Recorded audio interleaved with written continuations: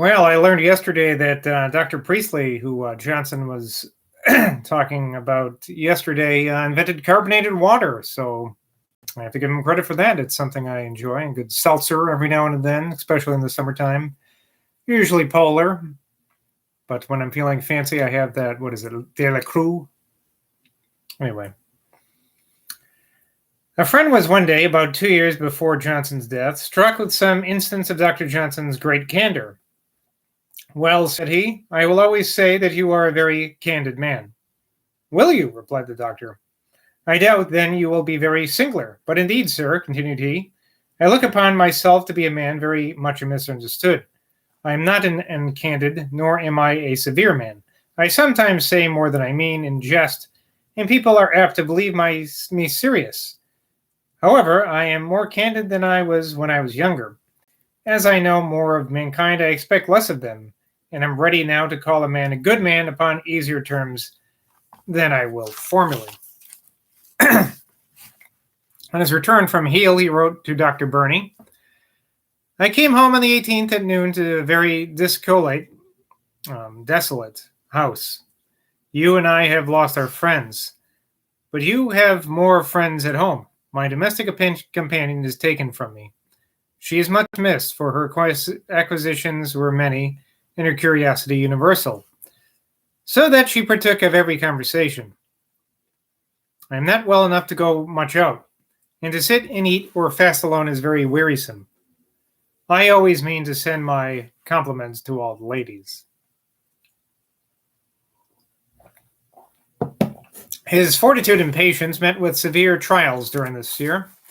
The stroke of the palsy has been related circumstantially,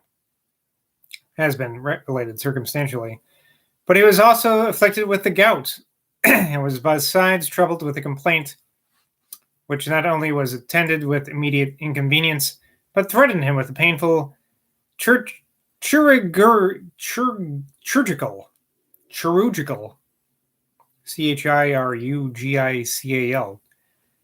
chirurgical operation from which most men would shrink. I'm guessing that just means surgical. That's just a funny way of spelling it. The complaint was a sarsial, which Johnson bore with uncommon firmness, and was not at all frightened while he looked forward to amputation. I might as well spell that word because I might be pronouncing it wrong. Sarcocele, sarcocele, sarclage, it sounds like. Johnson was attended by Mr. Pott and Mr. Cruikshank. I have before me a letter of the 30th of July this year to Mr. Cruikshank, in which he says, I am going to put myself into your hands. And another accompanying a set of his Lives of the Poets, in which he says, I beg your acceptance of these volumes as an acknowledgement of the great favors which you have bestowed on, sir, your most obliged and most humble servant.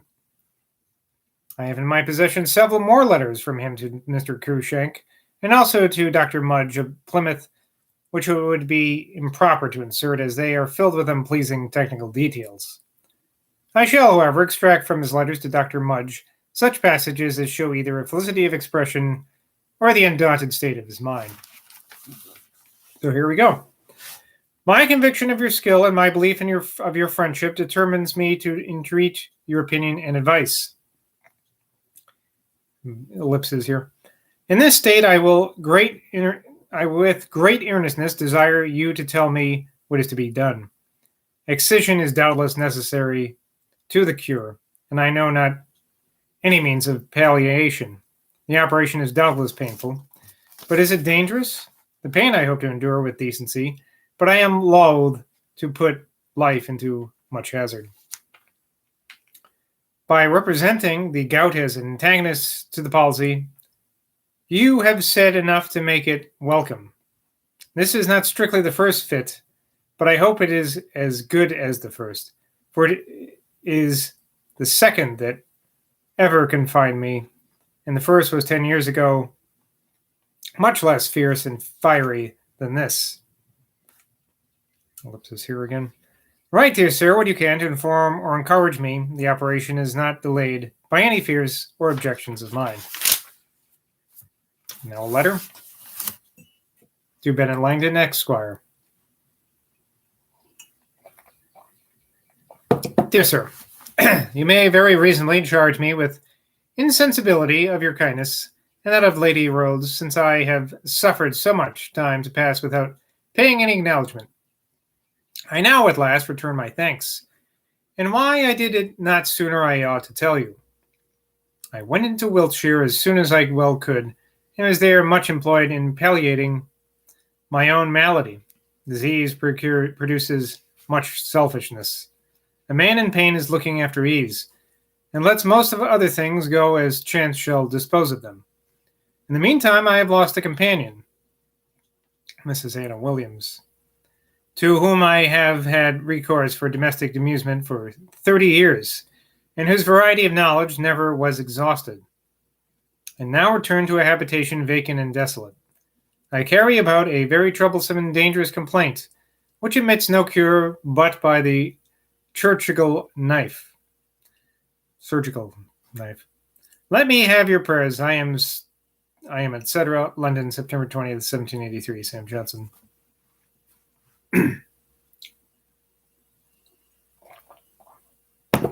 Happily, the complaint abated without him being put to the torture of amputation. But we must surely admire the manly resolution which he discovered while it hung over him. In a letter to the same gentleman, he writes, "The gout has within these 4 days come upon me with a violence which I never experienced before. It made me helpless as an infant." And another, having mentioned Mrs. Williams, he says, "Whose death following that of Levitt has now made my house a solitude. She left her little substance to a charity school. She is, I hope, where there is neither darkness nor want nor sorrow."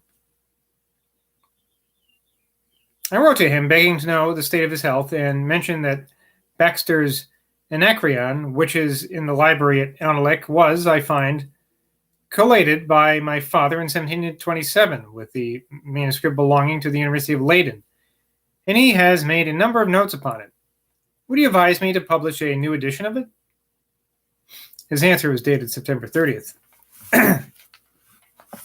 You should not make your letters such rarities when you know, or might know, the uniform state of my health. It is very long since I heard from you, and that I have not answered is a very insufficient reason for the silence of a friend. Your Anacreon is a very uncommon book. Neither London nor Cambridge can supply a copy of that edition. Whether it should be reprinted, you cannot do better than consult Lord Hales.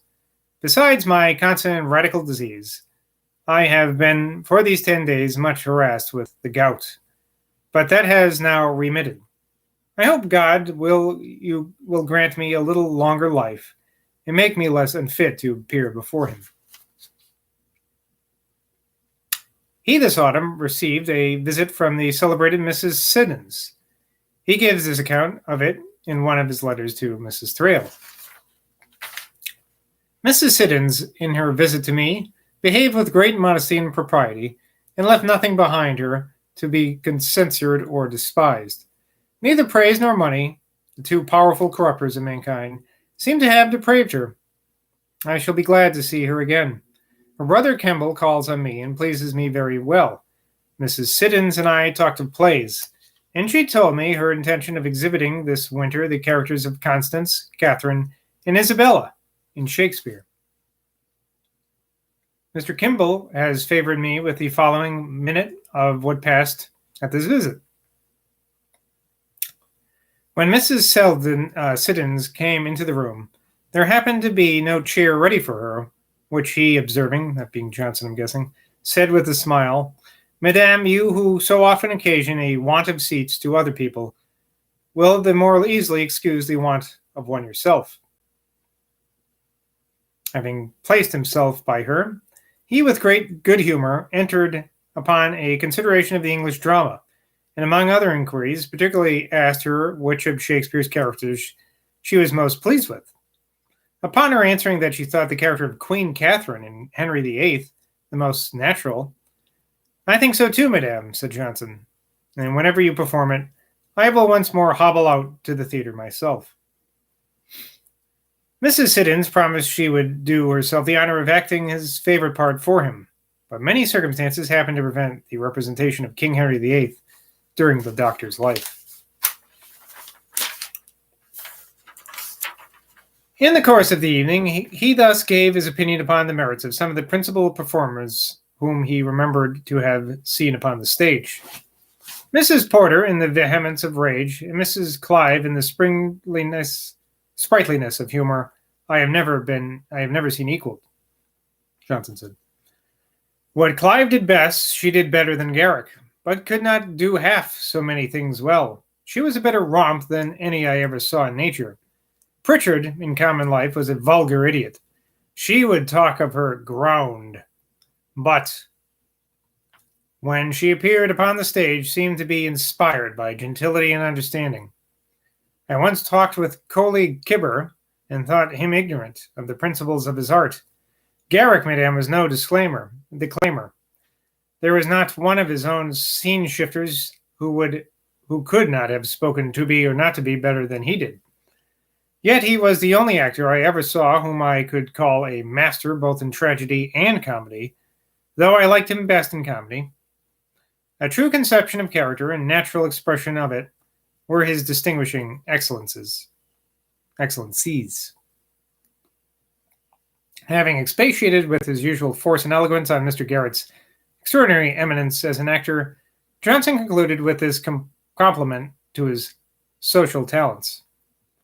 And after all, madame, I thought him less to be envied on the stage than at the head of a table. Johnson, indeed, had thought more upon the subject of acting than might be generally supposed. Talking of it one day to Mr. Kemble, he said, "Are you, sir, one of those enthusiasts who believe yourself transformed into the very character you represent?" Upon Mr. Kemble's answering that he had never felt so strong a persuasion himself, "To be sure not, sir," said Johnson. "The thing is impossible. And if Garrick really believed himself to be that monster Richard III, he deserved to be hanged every time he performed it."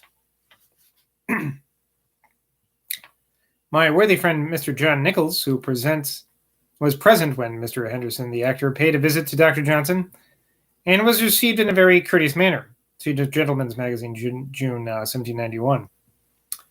I found among Dr. Johnson's papers the following letter to him from the celebrated Mrs. Bellamy.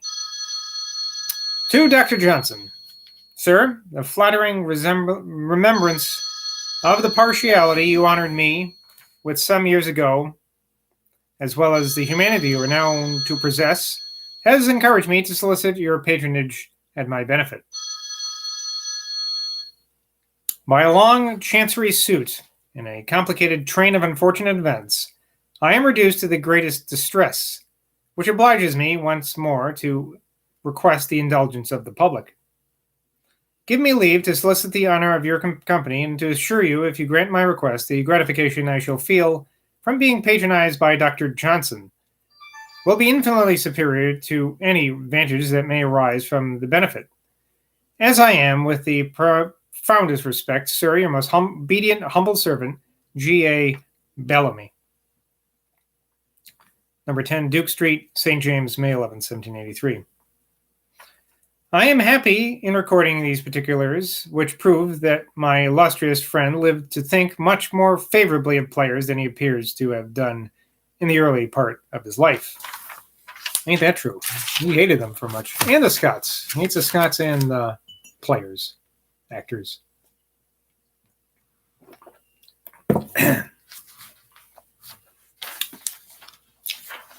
A pleasing instance of the generous intention of one of his friends has been discovered by the publication of Mrs. Thrale's collection of letters. In a letter to one of the Miss Thrales, he writes, "A friend whose name I will tell you when your mamma has tried to guess it, sent to my physician to inquire whether this long train of illness has brought me into difficulties for want of money, with an invitation to send to him for what occasion required. I shall write this night to thank him, having no need to borrow." And afterwards, in a letter to Mrs. Thrale, Since you cannot guess, I will tell you that the generous man was Gerard Hamilton. I returned him a very thankful and respectful letter. I applied to Mr. Hamilton by a common friend, probably a Malone, a footnote tells us, and he has been so obliging as to let me have Johnson's letter to him upon this occasion to adorn my collection. To the Right Honorable William Gerard Hamilton, dear sir, your kind inquiries after my affairs and your generous offers have been communicated to me by Dr. Brocklesby. I return thanks with great sincerity, having lived long enough to know what gratitude is due to such friendship, and entreat that my refusal may not be imputed to sullenness or pride. I am indeed in no way want. Sickness is, by the generosity of my physicians, of little expense to me. But if any unexpected exigence should press me, you shall see, dear sir, how cheerfully I can be obliged to so much liberality. I am, sir, your most obedient and most humble servant, November 19, 1783, Sam Johnson. I find in this, as in former years, notices of his kind attention to Mrs. Gardiner, who, though in the humble station of a tallow chandler upon Snow Hill, was a woman of excellent good sense, pious and charitable. She told me she had been introduced to him by Mrs. Masters, the poetess, whose volumes he revised, and, it is said, illuminated here and there with a ray of his own genius. Mrs. Gardiner was very zealous for the support of the Ladies' Charity School in the parish of St. Sepulchre. I'm just going to spell it for you. Sepulchre. It is confined to females, and I am told it afforded a hint for the story of Betty Broom in The Idler. Johnson this year, I find, obtained for it a sermon for the late Bishop of St. Asaph, Dr. Shipley, whom he, in one of his letters to Mrs. Thrale, characterizes as knowing and conversable, and whom all who know his lordship, even those who differed from him in politics, remember with much respect. The Earl of Carlisle, having written a tragedy entitled The Father's Revenge, some of his lordship's friends applied to Mrs. Chapone to prevail on Dr. Johnson to read and give his opinion of it, which he accordingly did in a letter to that lady. Sir Joshua Reynolds, having informed me that this letter was in Lord Carlisle's possession, though I was not fortunate enough to have the honor of being known to his lordship, trusting to the general courtesy of literature, I wrote to him, requesting the favor of a copy of it, and to be permitted to insert it in my Life of Dr. Johnson. His lordship was so good as to comply with my request, and has thus enabled me to enrich my work with a very fine piece of writing, which displays both the critical skill and politeness of my illustrious friend, and perhaps the curiosity which it will excite may induce the noble and elegant author to gratify the world by the publication of a performance of which Dr. Johnson has spoken in such terms. A few copies only of this tragedy have been printed and given to the author's friends.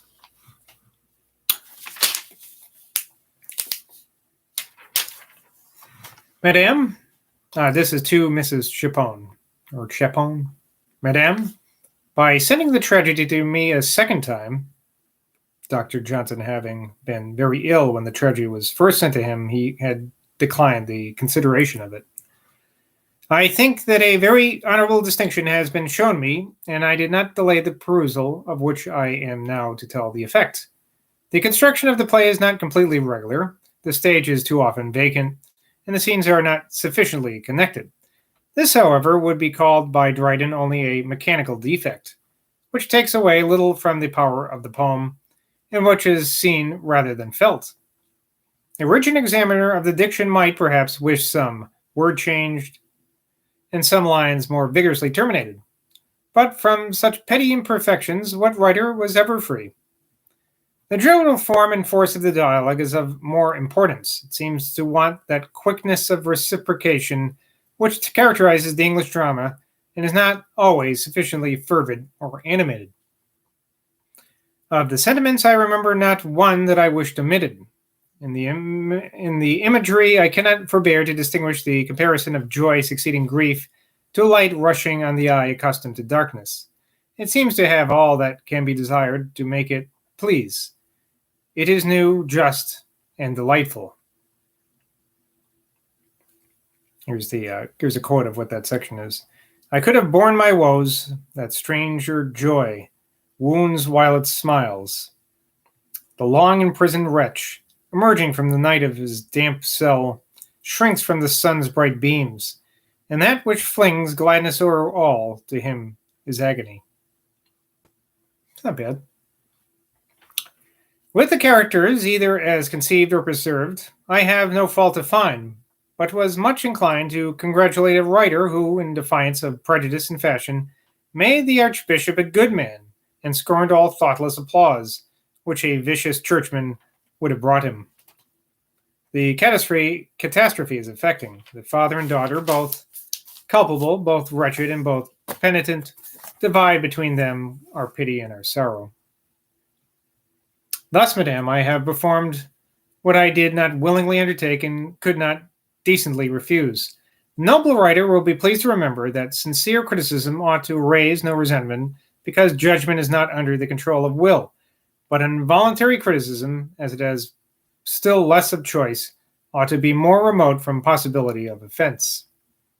I am, and etc., November 28, 1783. Sam Johnson. Sam Johnson's still kicking. Till next time, bye from Boswell.